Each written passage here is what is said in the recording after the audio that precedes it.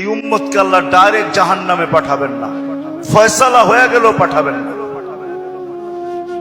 Direct পাঠাবেন না। অন্য উম্মত ফয়সালা হবে সিধা জাহান্নামে, এই উম্মত যাবে না।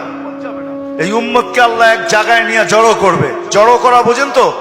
একত্রিত করবে। ওই জায়গায় নিয়ে করবে যেই জায়গা দিয়ে আলেমরা জান্নাতে যাবে।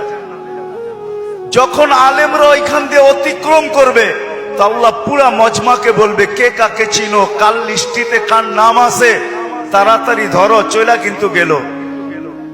তো যায়া ধরবে, হযরত আপনার লিস্টিতে তো আমার নাম আছে, আপনাকে তো আমি চিনি, মহব্বত ছিল, ভালোবাসা ছিল, আসা যাওয়া ছিল, উঠা বসা ছিল, চলাফেরা ছিল, খাওয়া লওয়া ছিল, আর শুনেও আসতেছি আপনারা সুপারিশের অধিকার পাইছেন। আল্লাহ আপনাদের সুপারিশ কবুল করবে, আমাদের ফয়সালা জাহান্নাম হয়ে গেছে, একটু যদি হাত উঠায়া দিতেন হয়তো নিষ্কৃতি পাওয়া যেতাম। তো আলেমরা দেখবে যে ঠিক কিনা তার কথা, ওইখানে আল্লাহ প্রমাণিত করবে প্রজেক্টরের ভিতরে, দেখতে সে যা বলবে ওটা সত্যায়িত হইতে থাকবে। তারপরে আলেমরা সম্মিলিতভাবে আল্লাহকে বলবে, আল্লাহ আমরা জান্নাতে যাব না। তা আল্লাহ বলবে, কেন যাবে না? এরা সবই তো আমগো লিস্টির মানুষ, সবই তো পরিচিত, এরা দুযোগে চলে যাবে আর আমরা জান্নাতে চলে যাব।